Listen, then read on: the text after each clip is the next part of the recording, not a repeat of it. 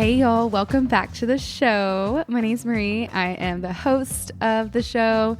If you are a recurring listener, hell yeah. Thank you for always coming back for some good stories. And if you are new and you somehow found me and you're like, what is this? What's going on? So essentially, I started this podcast because I want to learn about every country in the world and I want to be less ignorant about the world. So this is a country episode. This is where I tell you really crazy history stories from a particular country. And I really do try to tell stories that people have never heard of, so that way people don't die in vain if they've done something incredible in life. So today we have landed on New Zealand, and I'm actually covering someone pretty popular. I try not to cover super popular people, but I noticed he's not that covered in the podcasting space. So today we are covering one of the most famous explorers ever in history, Sir Edmund Hillary. And a couple reasons why I think he'll be super inspiring to y'all. First of all, I personally relate with him. I'm not spoiling anything, by the way, but he had a pretty boring, restless childhood. He just was constantly dreaming and craving adventure. And I absolutely relate with that. Growing up in Alabama, I was so bored and annoyed and restless, and all I did was dream about specifically New York. Well, I dreamed about New York and travel. He dreamed about adventure and Mt.Everest specifically. And I really, really related with him on that. And I also think you'll find him really inspiring, that you'll find out that he achieved some of the greatest accomplishments you could ever do as a human and at a later time in his life. And he's also a very determined person. And he will show you through his actions that you can conquer what you dream.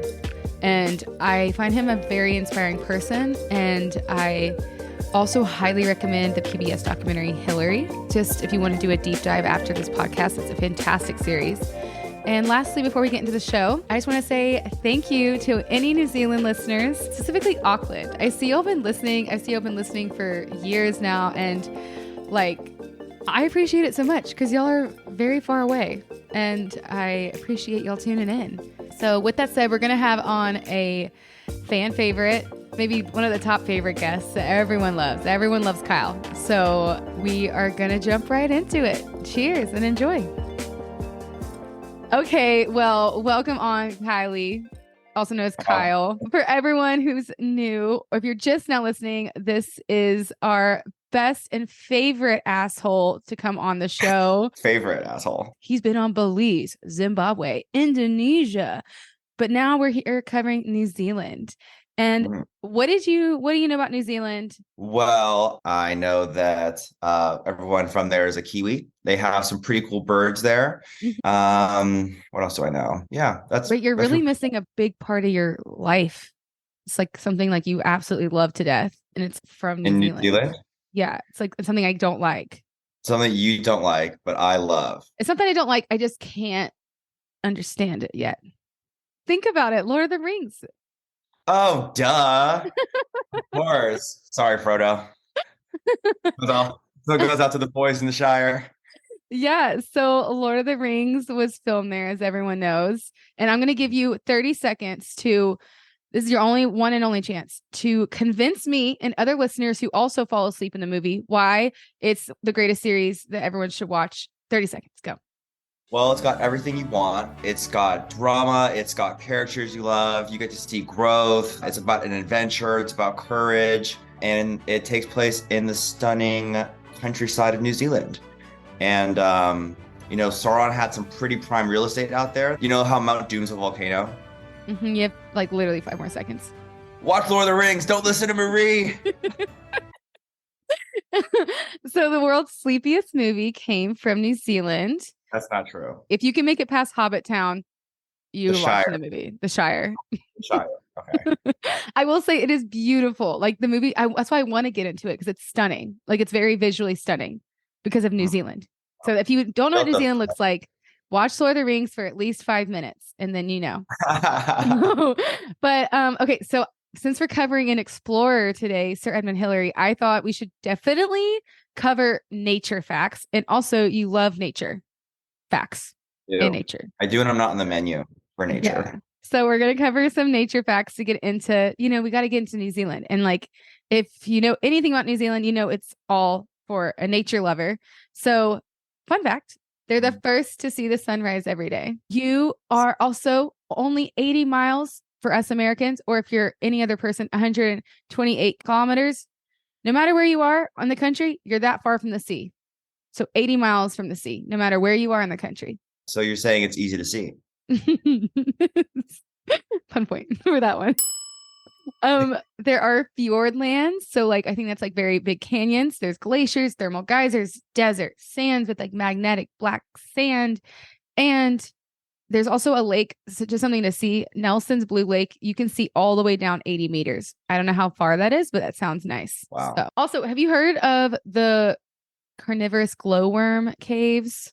Well, since you told me to not look anything up, I do not. She's like, please, Kyle, don't look anything up. You're going to ruin it for everyone. No. Well, I mean, this is pretty popular. If you go to New Zealand, it's called It? Yeah, it is. Tell me how popular it is. It's popular if you look it up. It's okay if you don't know. But it's called Watamo Carnivorous Glowworm Caves. So they're formed about like 30 million years ago from like very sciencey ways. And the Maori a Maori chief found it. His name is Tane Tinarau. And so when you go into the caves, it's like just blue lights everywhere, like flashing at you. It's super cool. So I do recommend looking it up. It looks like bioluminescent waves, but if it was in a cave, but it's like all over the cave. It's really pretty, except it's kind of gross. They're actually just larvae.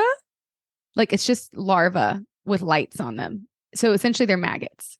Wow. That sounds pretty lit. So I'm just saying, if you want to go see that.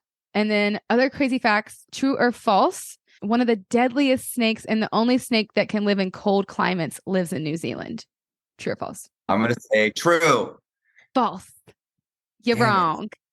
So there's no snakes in New Zealand. I feel misled. There's no snakes. And it's because there's a lack of mammals and a bunch of other reasons, but mainly because there's a lack of mammals. And that's also why the kiwi, the flightless bird, is there, because there's no mammals to fuck shit up. And then there's also, just beware of this one bird. He's the alpine parrot, and he will chew your entire windshield wiper off. So I feel like you're from New Zealand. You probably know about this. I've heard about those things. Like, really?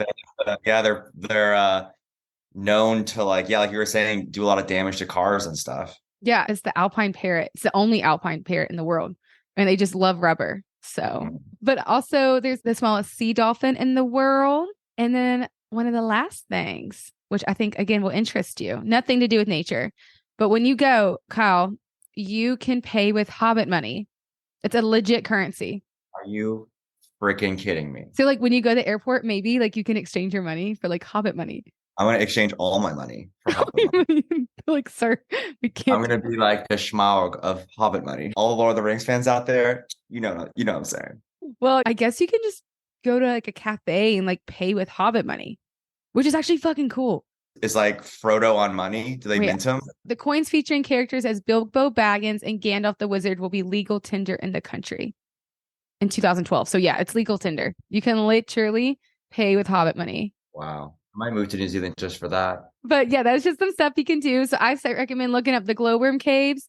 You can camp. Don't worry. There's no snakes. There's no snakes anywhere. Also, by the way, y'all, I will say it's actually cold there, because I'm going to shout out my friend. She traveled from Australia to New Zealand with like shorts and like a tank top. And she didn't realize it's like a place of like glaciers. And when she went, the whole town started just giving her clothes. She was wearing like a fisherman's suit, and that's what she had to camp in, because everyone started giving her clothes. See, that's why you should watch Lord of the Rings before you go. Yeah, she like straight up showed up in a bathing suit, and she was like, "What? What's happening?" And then she found out real quick. So, okay, fun little facts about New Zealand, which are always great, but we're not here for that.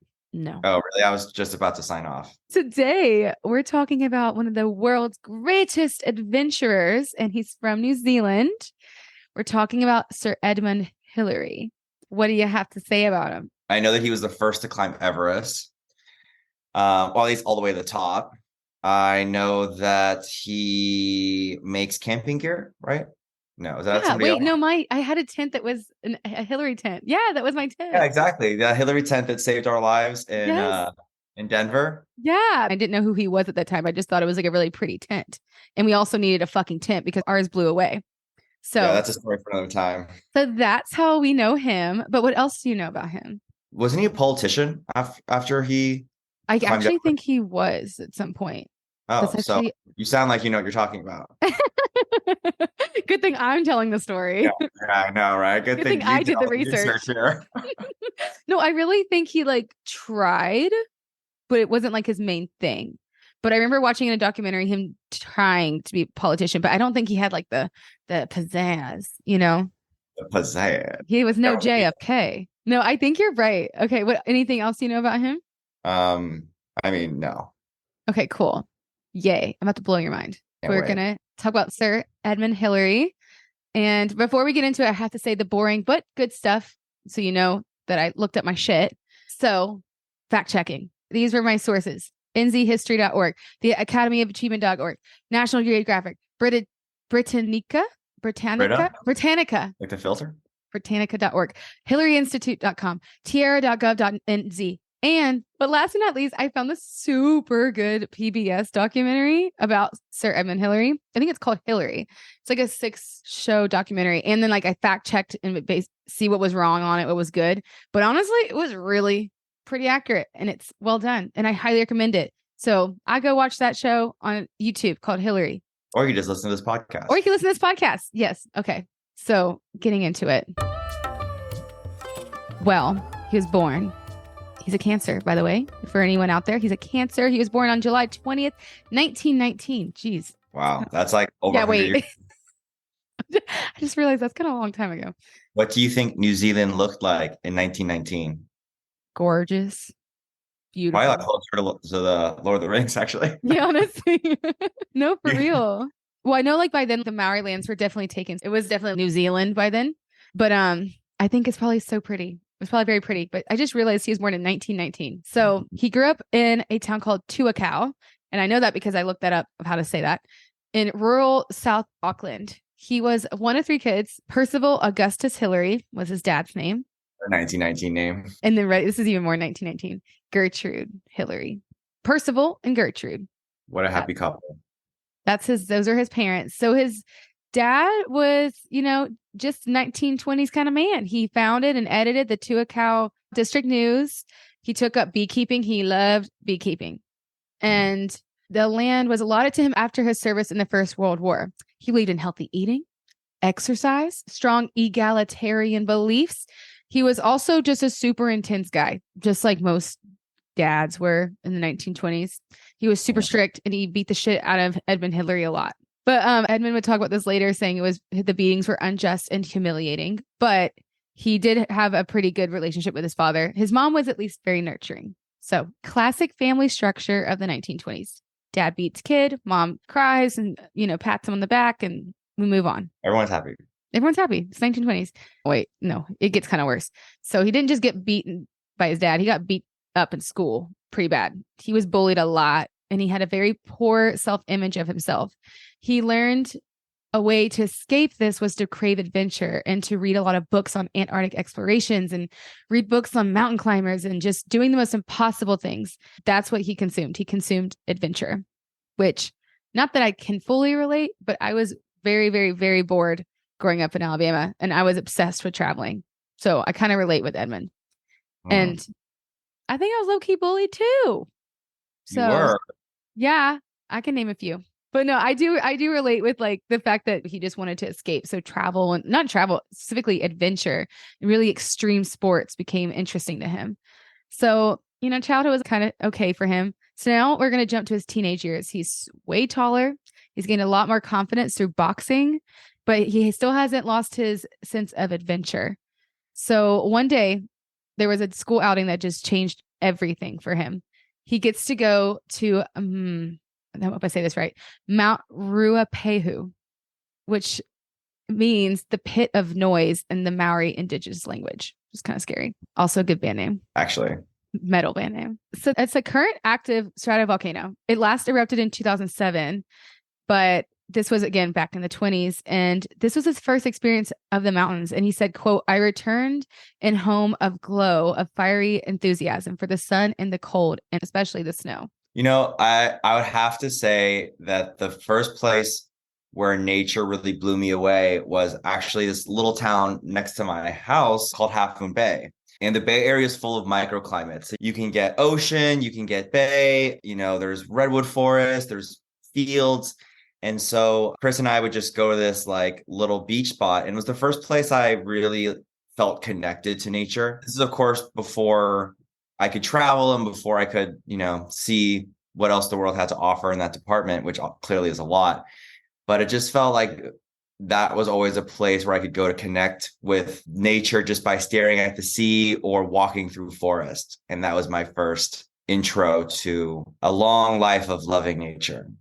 Mm-hmm. I mean, that's like why I love California. Like you can get so much in like a few steps. Ugh. I know California was one of the places that blew my mind. My first place I got my mind blown was in the Alps. And I wasn't properly dressed for it. That was horrible. But the Alps, and it got me obsessed with Europe and then German. And the Alps was for me. So I feel like everyone has that though. Like everyone has a place where they're like, oh my God, everything changed. Yeah, I would say that honestly, every time I get out to nature, like if it's like a jungle, like went out to Hawaii, or if we're like in a Mediterranean climate like Spain, or when I was like in Germany in the thick forest, or in Indonesia in the jungle, I'm always really blown away by nature. And it's just something that I feel like I will always love no matter what day it is. There's this quote that like nature has all the answers. You just like, you need to listen. And I'm a true believer in that. Yeah. I always feel so much better when I'm in nature. Like I genuinely would I think I would live in the countryside, like straight up. I think I'm a city girl, but I think I'm a country girl. You're definitely a country girl. You think? Oh my God, thank you. Yeah. I mean, like obviously everyone loves the city and I, who doesn't love the city? But I don't know, Marie, just like a country girl, Country girl. Well, you could say Edmund Hillary was a country girl for sure. I'm sure he was. That's what he called himself. That's why he got bullied. Just kidding. Oh, was that his memoir? Country Girl by Sir Edmund Hillary. Country Girl. Like the fucking towering Everest. It's like Country Girl. Okay, we're not gonna do you wrong, Hillary. We're here to do you justice. Okay. You're not a country girl. Or are you? Okay. So you're a country guy. Anyways, that blew his mind. He realized he loved snow. So after grammar school, he went to college, but he was like not that successful. And he was stuck going back to his dad's beekeeping business. This is not it. This is not the adventure he's craving for. He wants to go to Antarctica. He wants to climb mountains, and he's back at home, talking to bees. But some kind of adventure is brewing up for him. Around this time, World War II is approaching, and everyone's enlisting. Everyone's talking about it, to be a man, to go enlist in the war. But his dad's really, really, really against the war. His father was very Christian, and he was very much about world peace. Ed is agnostic. He is very compassionate about the world, but Ed was like, I need to do something with my life. Well, he's probably like maybe early 20s at this point, maybe late 20s, honestly. But he wants to join. But unfortunately, the New Zealand government asked his brother to join, not Ed. I don't know what happened here, but his brother actually refused to go, and he was put in prison for it, leaving Ed now just still at the beekeeping farm, and now his brother's in prison. So He's feeling incredibly frustrated, and probably the government, probably at the whole world, because he's just like, I want to go do something. So essentially he's like super frustrated, but he's like, fuck it. I'm going to go to war. I'm going to fight. So he has to tell his brother, though, who's now in prison, who hasn't seen his friends or family or probably had a good meal, or he's just in fucking prison. He has to go tell his brother that he's going to go to war and that his brother's in prison for no fucking reason. And on top of that, he has to tell his dad, which is one of his worst fears. So he's ready to go to war, but he can't face his family about this news. So eventually he takes a ride to prison, and he tells his brother that he's going to go. And I would be pissed if I was the brother, because his brother's wasted about 4 years now of his life in prison. Imagine the past 4 years, Kyle, we're just been erased. You've just been sitting in a cell. So pretty much our whole friendship. It feels like that sometimes. just saying. So yeah, that didn't go well. But he gets to go to war. He gets to go to war. He's going to be a man. He's going to be adventurous. He's going to get that justice. And he joins the Air Force. But unfortunately, he joins a little too late. Within like few months of him joining, the Japanese surrendered. So he didn't get to do it. He just still doesn't get his adventure. He has to go back to beekeeping. But I will say around this time of his life, he did get in a boating accident and he was badly burnt. So a little bit of an adventure for him. How thrilling. But now he's beekeeping with like a burnt back. So that's not fun. Again, he's just like really frustrated in life. He wants to have a name for himself and he's just back at home. But 1951 was his year. He finds his people. He finds his climbing friends. He joins a New Zealand party to the Central Himalayas. And at that year, actually, he participated in a British reconnaissance of the expedition of the southern flank of Everest with very famous climber Eric Shipton. So he went from like 0 to 100, y'all. Like he's like pretty much climbing with like the top climber of that century. So, wow. But let's just back it up though about what's happening around Everest at this time. So the news has been out for a while that this is the tallest peak on Earth. And as always, when there's a competition, who wants it? The Europeans. They're like, no, that's me. I want my name on it. So the Europeans have been trying to climb it for a decade or so, and they were trying to get their fame. So this was a tricky time though, because China just took over Tibet. They closed off the whole half side of the mountain, the easy side of the mountain, actually. So Nepal actually only allowed like 3 or 4 expeditions a year. And you have all of Europe's climbing team trying to get on that one side of the mountain. So it was at this point, British people versus the Alpine Swiss. So the Brits who don't have any Alpines versus the Swiss, I would put my money on the Swiss personally. Like the Brits they're not even near mountains, but you have to admire their determination. I mean they've conquered everything. They were like, we're going to conquer Everest too. They're like, God damn, why isn't this in the crown? Honestly. So it's Swiss versus British at this point. So that's kind of what's happening here on the mountain. But back to Hillary. Still things are going good for him. It's 1952, and it's not just about climbing right now, but also romance. Ooh. Spicy. He started to date a woman named Louise Mary Rose, also very old-timey name. Yeah, for real. But, and okay, in PBS, let me describe how PBS showed this relationship versus, I don't know how it actually was, but PBS showed it very interestingly. So Louise is a little bit shy, but Edmund is apparently like deathly shy. Like he won't really talk to her. She has to make all the moves. It's kind of weird. Like throughout the PBS documentary, the only time they talk, every time they talk, he's talking about Everest. Like he doesn't ever ask her how her day is, what's been going on with her. It's always Everest. At least that's how PBS is showing it. Like it doesn't look good.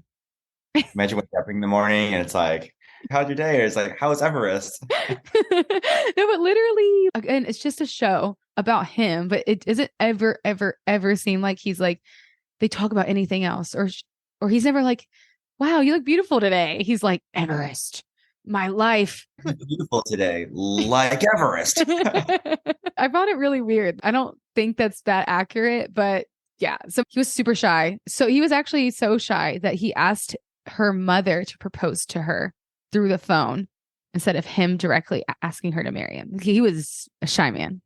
Wow. So, and she said yes? Yeah, she said yeah. You gotta remember that move. Apparently that is true. He asked Louise's mom to propose to Louise for him because he was just that nervous. So interesting relationship. Again, I don't know how accurate PBS is on this, but it just seemed like he was obsessive and she was part of that relationship. It was Everest, him, and Louise, according to the documentary. So if you're going to date an explorer, just know you're third wheeling. But finally, he gets to do the other love of his life, Everest. He learned that he was selected on the next British attempt to Mount Everest, except this time they actually kicked off Eric Shipton because he tried too many times and just too many things happened. But all the like old British guys didn't understand why he kept failing. They were like, what's the big deal? The people in England, they don't understand that there's no oxygen up there. They don't understand about the death zone. They don't understand how much it takes out on your body or that this is also the 1950s. They don't have the equipment. If you at first fail and second fail, we're going to fire you. First fail, get fired. No, for real though. And this would like really hurt Edmund though, because that was his first leader. you know? And then they just throw this like random commander. His name's John Hunt. And everyone protests this. Everyone almost abandons the whole thing because they're like, who the fuck is this? But John Hunt was part of the military and he does understand how to lead. So it's 19, I think something, 19 something. He's married. He's going to Everest. He's getting his adventure. He's not beekeeping. Things are going good. And John Hunt is the leader. So this is the expedition. This is the one, y'all. They're going to make it. Just a little spoiler. Yeah. So there's 2 teams, Tom Bourdillon and Charles Evans. That's team 1. Then you have Hillary and Tenzing Norgay, sorry, a very talented Nepalese Indian climber. So those are the 2 teams that are going to climb together. And this is fucking crazy, y'all. The expedition totaled over 400 people, including 362 porters, 20 Sherpa guides, and 10,000 pounds of baggage. Think about that. So when people say like, oh, Hillary, he made it to the top. It's like, well, about the 400 people and the 10,000 bags they had to bring along. Wow. That's a lot of baggage. So unless you're some crazy like Alex Honnold, who's like a fucking free soloist who does everything by himself, there's people behind these expeditions. And I think people really forget that. They just remember the name of the climber that got there first. Yeah. It's like the snowboarding videos where, you know, the person's going down through the forest and like, wow, look how technical he is and how fast. And then you remember that the camera guy's doing that, but backwards. For real though. They're like, we always forget the camera guy or the background people that are like doing it harder and better.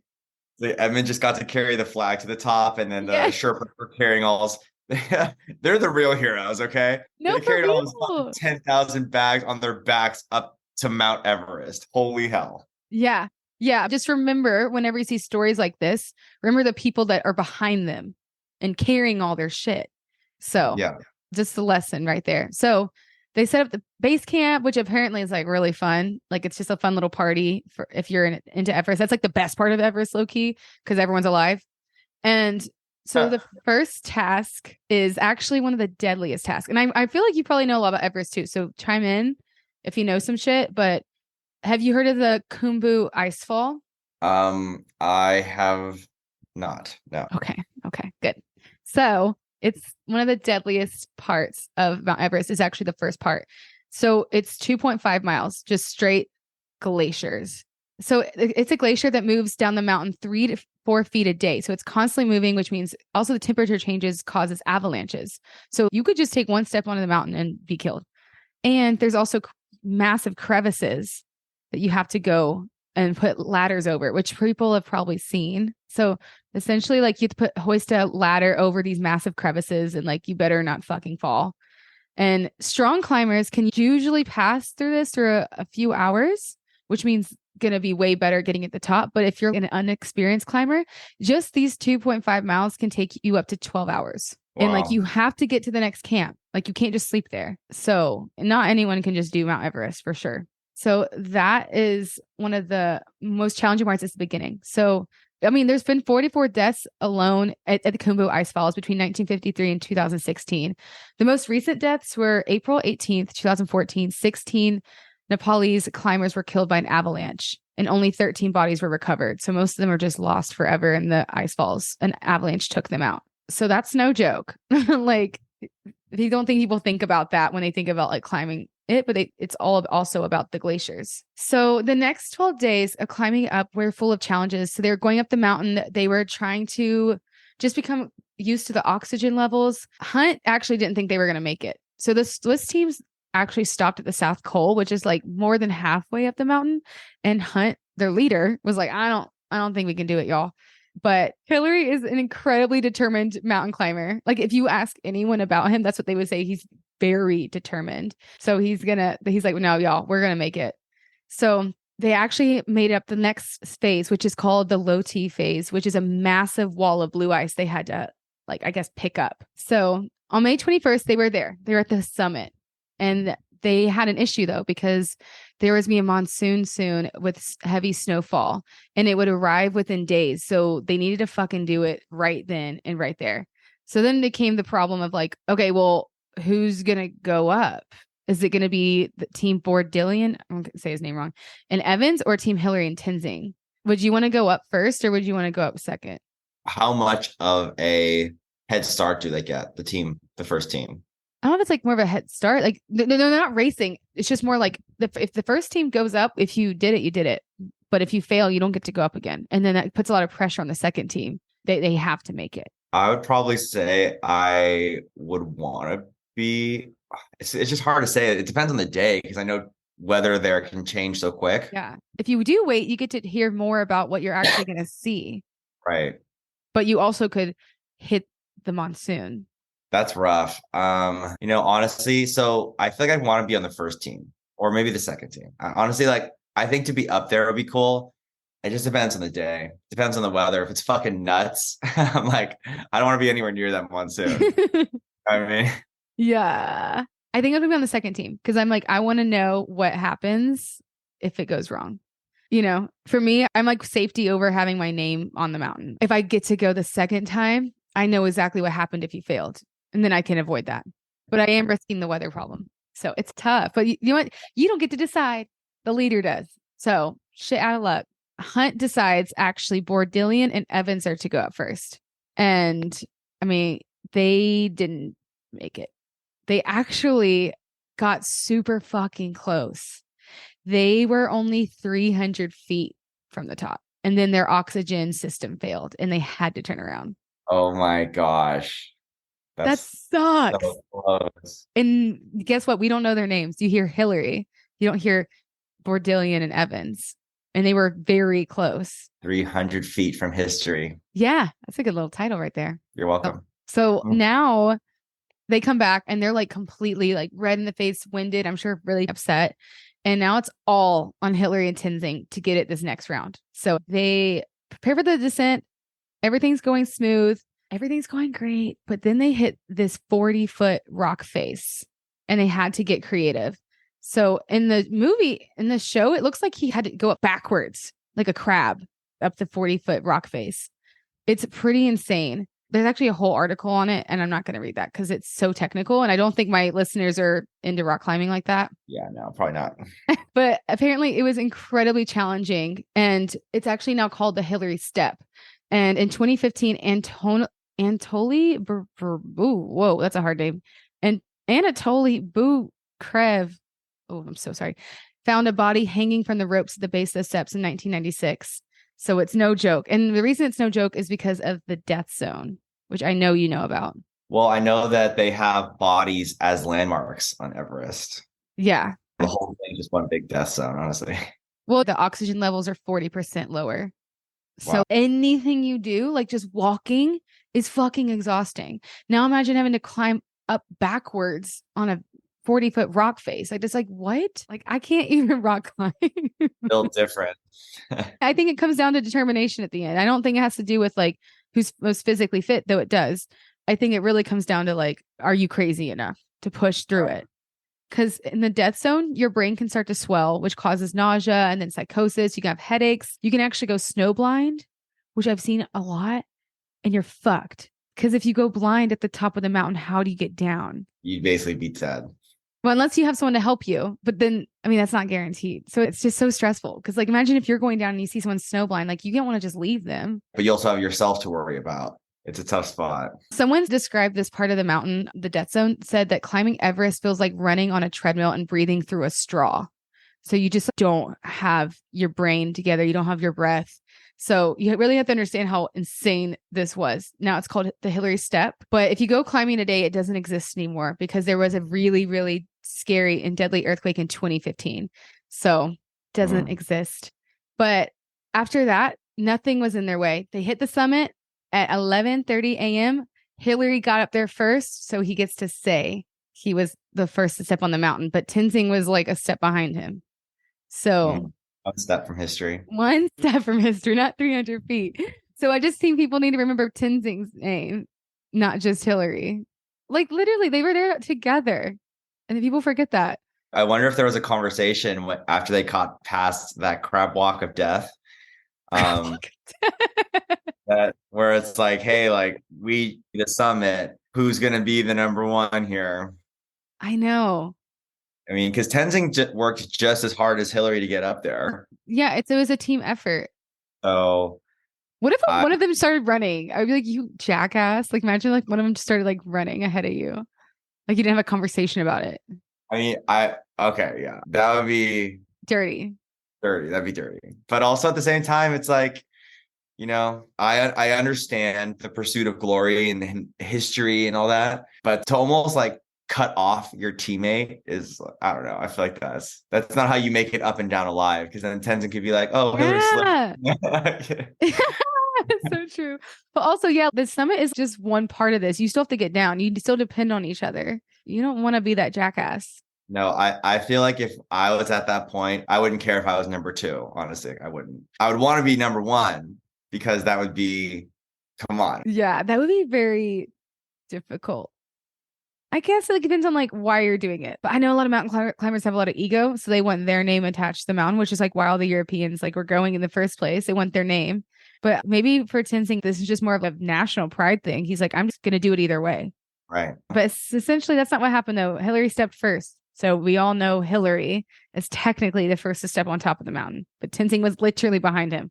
So just remember that. But honestly, this was like the smoothest mountain climb. Everything went well. They like descended smoothly. I'm sure they were expecting like a welcome party, but by the time they reached Kathmandu, he was already appointed as knight commander by the British Empire. News traveled fast. By the time they descended, the queen had knighted him. She was like, boop, bop, you're a knight. He was told that that was her coronation gift. So that's another reason why he needed to climb the mountain. So she could have it as a coronation gift because the New Zealand is part of the Commonwealth.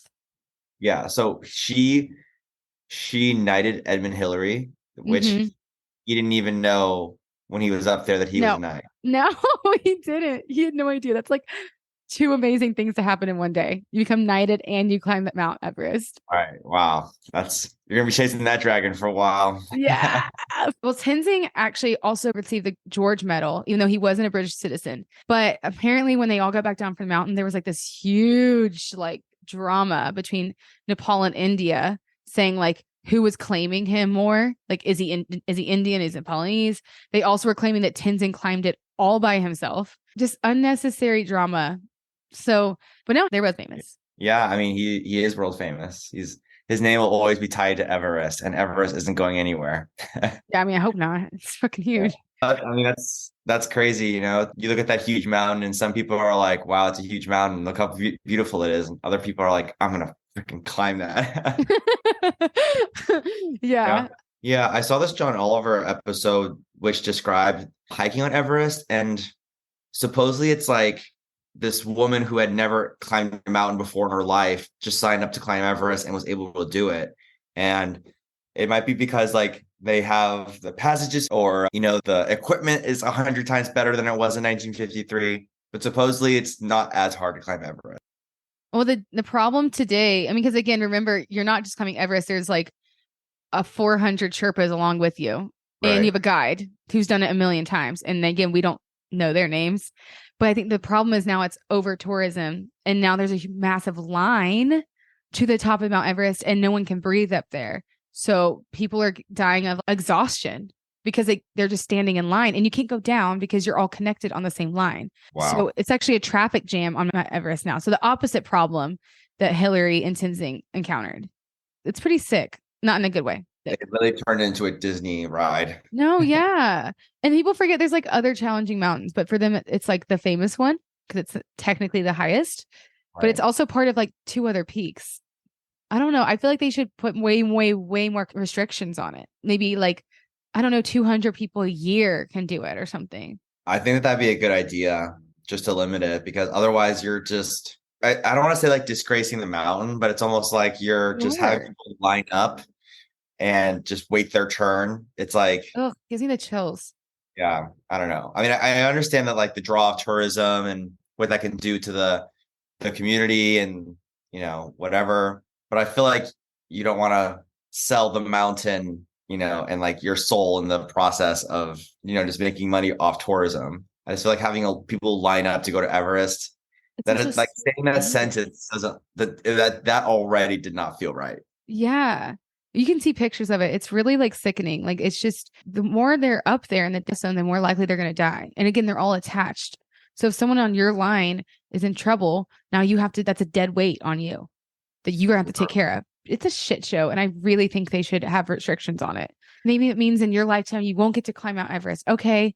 But it's really not about you, straight up. And I think that's what a lot of mountain climbers don't understand, because it's a very egotistical sport.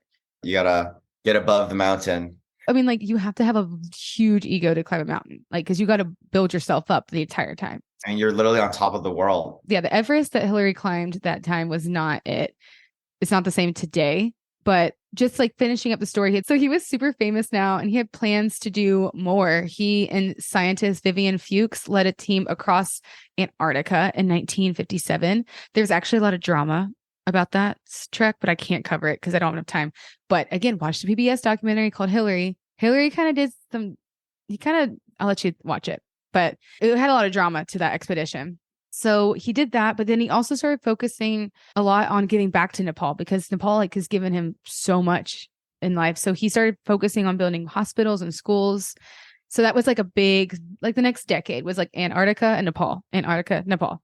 But unfortunately, the hardest thing he would ever have to go through wasn't Mount Everest, but a day that changed his life forever, which was Monday, March 31st, 1975.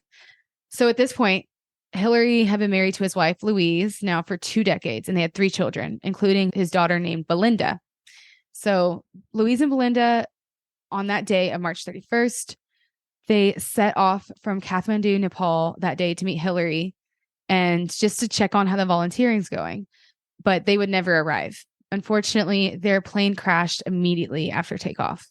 And it's like a really hard scene to watch on the documentary. It was like, and also in the documentary, they say at least that Louise was absolutely mortified of flying. So for this to happen, like for her to die in a way she would never want to die, just seems so scary. And like, it's really, really, really sad, because think about it, like they were flying to see him, like they didn't have to go. And I'm sure that like really fucked him up. So it shattered him. He wasn't himself for a very long time, because he lost his love of his life. He lost his daughter. No good. So, but again, it was taking him years to find himself again. So he decided his next adventure was to be something dedicated to his wife, is to go up the Ganges River. That was their dream trip between them two. So he was going to go with his son, Peter, who was also a very big climber.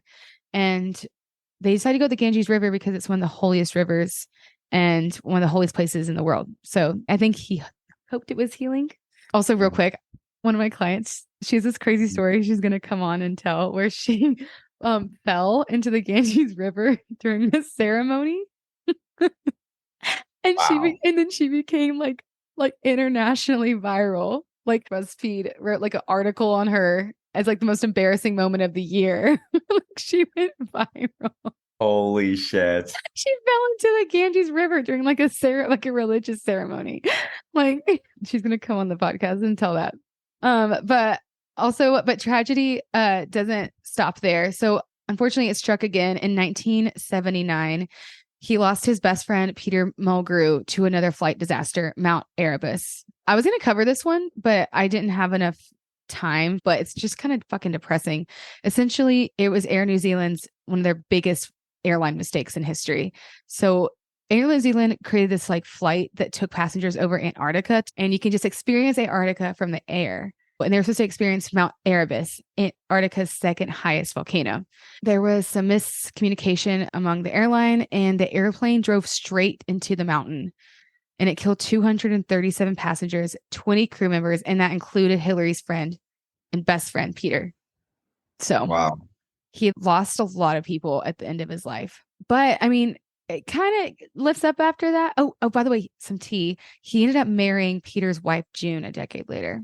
So, wow, he did find love again. Yeah, he did. His best friend's wife. I mean, I guess like people like trauma bond, but I'm also like, what if they were like flirting beforehand? I'm sure that the significant other who passed would want their loved one to find love again. I mean, maybe it was like his wife reminded Hillary of his friend, and maybe that there was something there too. I don't know. I would totally. What doesn't make sense because they're boy and girl. Okay. Because I was like, I would haunt you if you dated my husband, but like, that'd be funny. They don't have to worry about that. I'd actually be like, fuck yeah, that's hilarious. Yeah, I'd be like, go ahead, knock yourself out. No, but Yeah. he ended up marrying Peter's wife, June, a decade later. But I mean, he actually was still super adventurous most of his life. One of his last trips, he decided to go to Antarctica with Neil Armstrong on a ski plane trip. Talk about fun.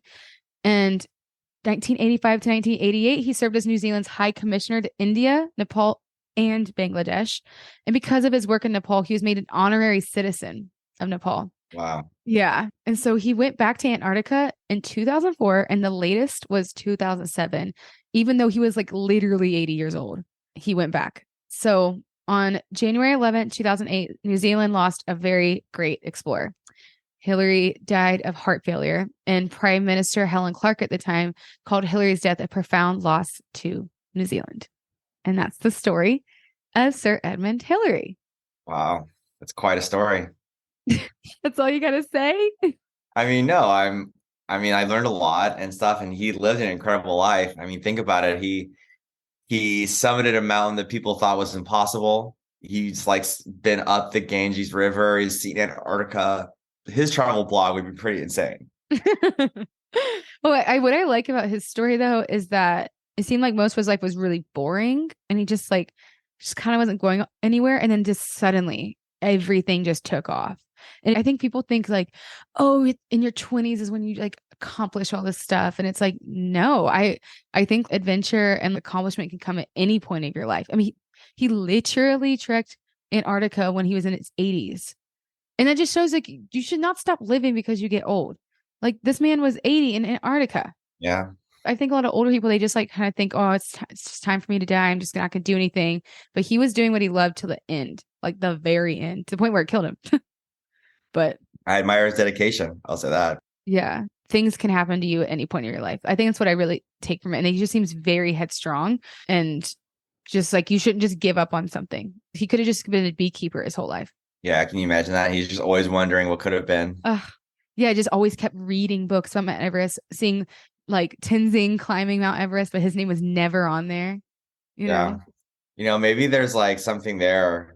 I mean, I think that's a great thing to take from his story about how he just accepted his life, like the cards that he thought life gave him. He could have had a very, humble, quiet life in New Zealand, probably loved by his family and whatnot, and just never left hometown. Or maybe he did something else in New Zealand, but nothing of the world renowned, feat of climbing the insurmountable mountain. And I think there's something there, like there's a good life lesson there that you can you have the power to like do anything with your life, whether you're from a small town in early 1900 New Zealand, doesn't mean you can't climb and be on top of the world. And like, you shouldn't give up on things too easily. Yeah, like, including yourself. Yeah, because you don't know who you're going to meet that could just change everything. Yeah, he's very determined. I think you have to be very determined to go to I think the Antarctica one's more insane than Mount Everest, because talking about like that's more of a mental fuck, like having to deal with the loneliness and the isolation and the idea you might never come back. Like he did it multiple times up to his 80s. Yeah, I don't really think he feared death. I feel like he was just too busy living life. Yeah, well, I think it's because he got bored really early as a kid, so he's just like, I know what that's like, and I don't want that, because I think his dad wanted him to stay in the beekeeping business. He lived an incredible life. He had the heart of an explorer, and I feel like he just decided at an early age what he didn't want his life to be, and that's how he found himself on top of the world. Yeah, exactly. I think that's big when you're making life goals. Like, what do you not want? And he's like, I do not want a life without adventure, and so he made sure of it. So like maybe if you're confused on what you want in life, make a list of what you don't want and start from there. What makes you feel like you're on top of the world? Yeah. Write that in your journals tonight, everyone. Well, how do you rank Sir Edmund Hillary on the list of people we've learned about? Oh, he's definitely pretty high up there. Someone say he's at the very top. No, that was too easy. Okay. Well, thank you, New Zealand, for listening. Let's just do a little shout out to our New Zealand listeners, specifically Auckland. What's up? What's up, Auckland? We like you. You're cool. Do you have anything to say to our New Zealand listeners? Any personal message? I love you. I've only met 2 Kiwis in my life, which is what they call New Zealanders. So if you are a Kiwi, please hit me up so I can add to the list because that's kind of sad. We're looking for a close friend, Kiwi. So if you, We're accepting auditions. So if you yeah, feel like you've got what it takes. yeah. And we're really just looking for someone very fun who can cook, maybe. And very cute. Very cute. Boy or girl? Yeah. Probably a boy. Thank you. Mostly girls. Mostly a boy. Thank you. And yeah, like if you're just very attractive and you're also know how to cook and like you can do cool tricks like handstands, we're looking for you, Kiwis. So go ahead, hit me up on Instagram at culturecultshow if you can hit those requirements. And also in general, for real, hit me up because I really would like to know who y'all are, who's listening. And I also would like to make more than 2 friends that are Kiwis. So again, Instagram Help me is get friends. help me get friends, please. Kyle's my only friend. Fuck. Well, we're not there yet. Right? But yeah, Instagram is at culturecultshow. Okay, so Kyle, on the way out, do you have anything you want to shout out? Go watch Lord of the Rings. Okay, for real though. If you do watch Lord of the Rings, let me know if you got through it. And if you didn't, let me know where you fell asleep. That's what I want to know. If you're on Spotify, you can actually write that. I'll make it a poll question. Let me know when you fell asleep in Lord of the Rings. That's the question. What's your Instagram? Shout it out. Let people know so they can befriend you. You can follow my band one. It's Soekotjo Music. Okay, cool. What's going on with your band? Well, we've got some exciting songs coming out. We're actually pretty close to another album. Nice. And we also just released a new single called Silhouette. It's on Spotify, Apple Music, all the streaming services. All of them. Give that a listen. You're gonna love it. You're gonna love it. You're gonna love it. Okay, cool. I'm gonna play this song right after.